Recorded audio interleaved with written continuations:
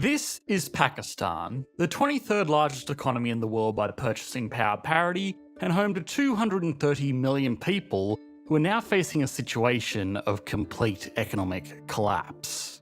This is not the kind of economic collapse experienced by advanced economies, but instead the kind of economic collapse that could genuinely see the world's fifth largest population dealing with mass starvation. Beyond the potential for massive human suffering, these economic issues are attracting the attention of a lot of economists because of Pakistan's influence and reliance on a lot of major economic events in the world. Pakistan is a central figure in China's Belt and Road Initiative, providing both a trading route and a source of supplemental labour to the world's second largest economy. Pakistan also has one of the world's largest foreign workforces, with as much as 10% of the country's GDP being sent in from their workers abroad back home to their families. These workers are primarily finding jobs in places like Saudi Arabia, the UAE, and the cooperative Gulf states, areas that have stirred up a lot of controversy for their global politics and their treatment of these very workers. So, understanding the economics of the other side of this labour force can teach us a lot about how these issues will evolve into the future.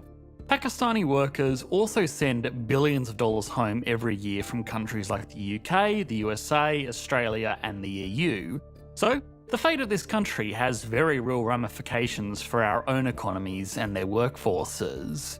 Finally, and perhaps most concerningly, for better or worse, Pakistan's economy is often viewed through the lens of the hostile relationship it has with India, a major economic power in the region and another home to a lot of the same industries.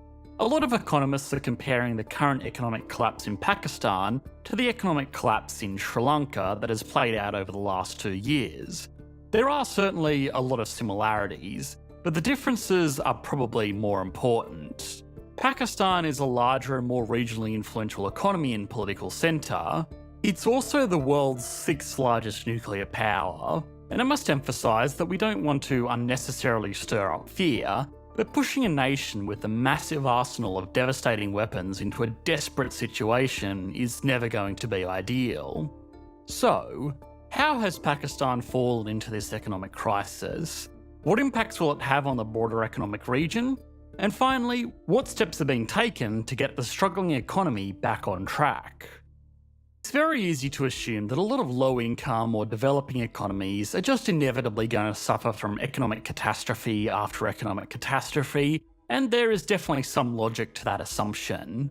Nations that are not as established in the global economy are going to find it harder to borrow money from reputable institutions at reasonable interest rates like advanced economies that are often able to borrow money in their own currency, giving them much more control over their debt burdens. A country like Japan can sustain a level of government debt that is 260% of its total national GDP because it borrows money in yen, an extremely stable and widely recognised global currency. It also pays very low or sometimes even negative interest rates on that money. Japan is also able to borrow money from its own citizens because it's home to a lot of very wealthy people that need somewhere to put their money. Japan, being a much more established economy, also has trillions of dollars in other currency reserves like US dollars, so investors have security knowing that they will always be able to pay their loans, no matter how high their debt level gets. Pakistan, on the other hand, would struggle to borrow money in its own currency because its own population is not wealthy enough to satisfy the borrowing requirements of the government, and international institutions don't want to make loans denoted in Pakistani rupees because there is significant foreign exchange rate risk involved in dealing with a currency that is rarely used outside of Pakistan itself. Because of this, Pakistan has had to take out loans denoted in foreign currencies, like the US dollar or increasingly the Chinese RMB. These loans are going to demand higher interest rates or political strings attached because the countries or institutions making these loans are taking on significant risk that they will never be paid back. Having higher interest rates in a currency that the country has no control over opens it up to a lot of things that can go wrong, like its own currency being devalued, its exports no longer being demanded, or its growth not outpacing the interest rates it has been charged. Good economic management, political stability, and a generally lower level of things like institutional corruption does help the advanced nations avoid a lot of the economic crises experienced by developing economies, but advanced economies are not immune from making dumb decisions. Just look at the UK in the past 6 months. It's just that when things do go wrong, they have a lot more wiggle room to mess up before their whole economic system collapses. Largely that's thanks to their ability to borrow securely and cheaply from a broad range of investors. Advanced economies are also much more secure on an individual level as well, simply because the average citizen of a developed country will be in a less vulnerable situation if the economy experiences a downturn. People might lose their jobs and suffer a significant hit to their quality of life, but nobody is going to starve or need to resort to desperate measures to provide basic necessities. Advanced economies also benefit from having highly value-added exports to offer to the global economy. If South Korea, for example, fell into an extended recession, it wouldn't be good, but the devaluation in their currency would make their global exports more competitive. Suddenly, everything from smartphones to container ships and even tourist holidays would be cheaper to international buyers. So they would sell more exports and welcome more tourists, which would help them self-correct their negative economic pressures. It would also give them a consistent source of foreign income that could help them pay off any debts that they had. Compare this again to a country like Pakistan, and the devaluation of their currency hasn't quite had the same effect. The country is heavily reliant on imports to keep its basic industries going. Those industries mostly produce commodities like rice and linens, which are the country's biggest exports. Unlike specialised goods that can only be sourced from a limited selection of countries, like smartphones from South Korea, rice and linens are items that compete in a global marketplace, and a struggling economy just can't produce these items as efficiently as industrial agricultural centres that have the benefit of stable supply and finance. Remember this point for later because it is very important. Tourism is also improving, but visitors are mainly coming in the form of Pakistani diaspora coming back to visit friends and family. High-value, big-spending tourists from Western countries just don't want to visit Pakistan. Whether deserved or not, it has a reputation for being unsafe and lacking in the attractions that would draw adventurous tourists to other countries in the region. So that's just the basic list of reasons that Pakistan is vulnerable to economic challenges like the one it is currently facing, even before considering any specific economic shocks, which we'll look at soon. But it's also important to mention first that despite all of these vulnerabilities, Pakistan used to have a reputation for being a surprisingly resilient economy. In 1998, the Asian financial crisis hit a lot of fast-growing economies in the region. The crisis started in Thailand when the government of the country was forced to float the Thai baht after they simply ran out of foreign currency. A floating exchange rate simply means that the price of a currency is determined by the global market demand for that currency. For example, as of making this video, $1 buys $1.45 Australian. If demand for Australian exports rose overnight for some reason, then $1 might only buy $1.40 Australian. But the point is that it's the forces of supply and demand that determine the price, not the government. The opposite of a free-floating currency is a fixed or pegged currency. This is where the government says that $1 American buys 100 Thai baht, no more, no less. To make sure that people honour this fixed conversion, the government will keep lots of American dollars and lots of Thai baht in reserve to handle any money exchanges in the market. If an investor wants to invest $1 million into a new factory in Thailand, the Thai government would be there to take their money and give them 100 million Thai baht to make their local investment. If the investor wanted to take their profits out of the factory after a few years, the government would also convert the Thai baht back to American dollars. This system is very popular amongst international investors because it gets rid of the foreign exchange rate risk they take when investing in foreign currencies. It's no good if an investment doubles in price if the currency it's denoted in halves in value in the same time. A fixed exchange rate makes sure this doesn't happen.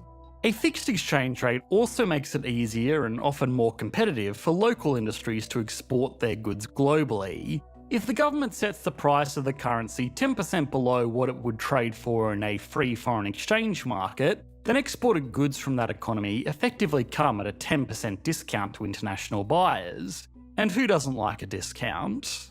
Even if the government does peg their currency at a fair price, simply knowing how much something is going to cost from a regular supplier and not having to worry about daily exchange rate fluctuations is a good reason to want to do business with an economy that has a fixed exchange rate.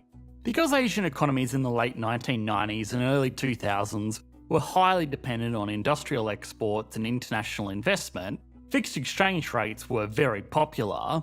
The problem with fixed exchange rates is that they are very expensive to maintain. The government needs to keep enough foreign cash in reserve at all times to make sure that they can honour any transfer requests. While they are exporting lots of stuff and getting a constant supply of foreign dollars coming into an economy, that's fine. But if they had a bad season or suffer from any kind of economic shock, their supply of foreign dollars could dry up. And as soon as one person tries to change their baht for US dollars at the agreed upon exchange rate and can't, the whole system comes crashing down. Other investors will try to move their money out of the economy, and it effectively becomes a run on the bank just on a national level. This is what happened in Thailand in 1997, and the market panic sent shockwaves through the region as other major growing economies like South Korea, Indonesia, Taiwan, and the Philippines were running off very similar systems. The concern became that if the Thai government could run out of money to keep their currency pegged, then these other similar economies could too. And as everyone started pulling their money out, it became a self-fulfilling prophecy.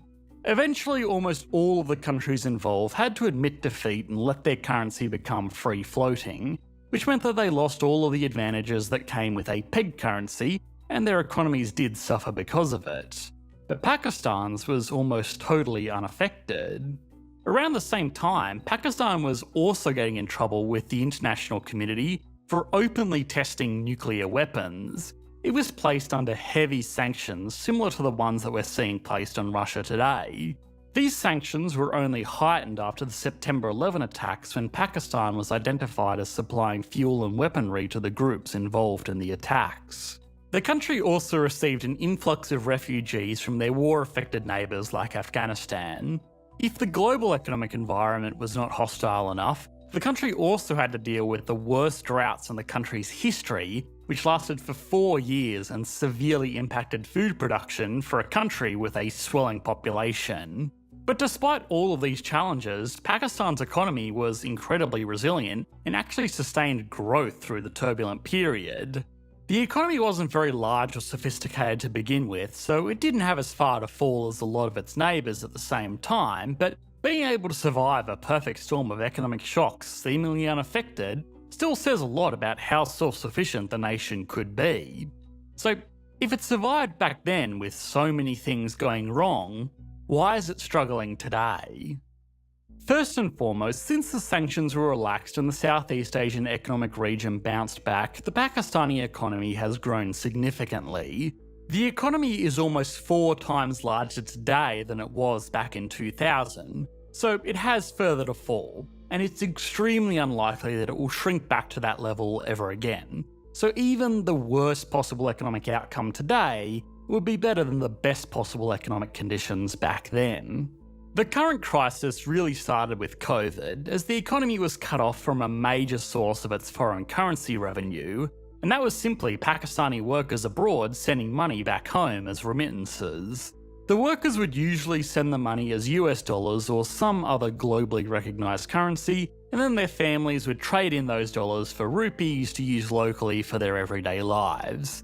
The government and exchange institutions would give out those rupees for American dollars, which would provide them with a foreign currency reserve, which was used by the government and big businesses to buy imports that the larger and more sophisticated economy had become reliant on. Things like petroleum, fertiliser and machinery.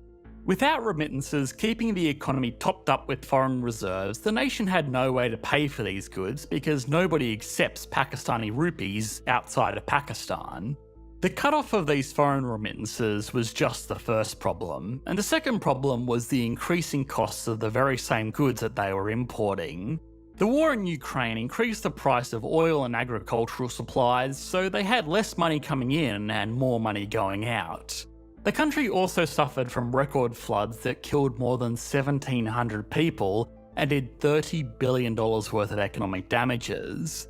These challenges started to turn into crises as the government attempted to control living costs for its financially vulnerable citizens by putting a cap on electricity and gas prices. This was a major expense for the government and businesses and led to shortages in the country's supply of fuel for cars and machines, and even entire regions falling into rolling blackouts in an attempt to reduce energy consumption. The government has started banning a lot of imports, especially non-essentials, in an attempt to slow the rate at which foreign currency is leaving the country, but most of these efforts only accelerated the rate at which people are trying to swap out their rupees for more globally recognised currencies before it's too late. The government has put further restrictions on how much cash individuals can transfer, which has meant that the country now technically has 3 exchange rates. The rate that the central bank recognises, the rate that private institutions adhering to government laws will exchange money at, and the black market rate, which is dictated purely by supply and demand. All 3 of these rates are falling, but I probably don't need to tell you that the government rate is significantly more optimistic than what the black market would suggest the true exchange rate really is. It's almost easy to laugh at such an absurd situation, but the average Pakistani lives on about $15 a day. They're going to be extremely vulnerable to a situation where the country doesn't have the means to import basic essentials. So then, how can this be fixed? International institutions have offered to provide some support in the form of loans to give the country the cash it needs to restock its reserves and get back on track. But those offers have come with strings attached. The International Monetary Fund, which is an institution funded by dozens of global economies with the main goal to be to support countries going through economic turbulence, to avoid that turbulence spreading around the world, is the obvious answer here. This is literally what they were created for. The IMF has already given Pakistan billions of dollars in loans and promised to give billions more as long as the government makes certain changes. The biggest one to be to allow the country's currency to float freely in the foreign exchange market. The government has been hesitant to do this so far because, remember, there are a lot of advantages to having a pegged or controlled currency, especially for a country that, despite its challenges, has been experiencing significant growth over the past 2 decades. China has also come forward as a major lender to Pakistan, and it already has $30 billion in loans with the country, approximately 3 times that of the IMF. These loans were made as part of China's Belt and Road Initiative, which was keen to include Pakistan as a convenient stopover for both rail, road and shipping ways on the route to Europe and the Middle East, both very important trading partners to China.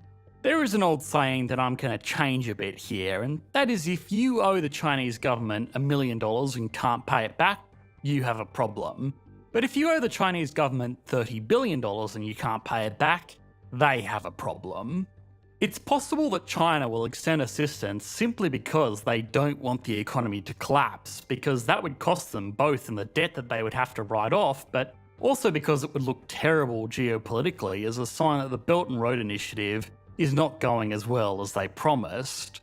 The downside of this is that, again, it comes with strings attached, and the expectation that Pakistan will fall in line with China's less popular geopolitical ambitions, as well as giving first dibs to their natural resource wealth to the industrial centres in China.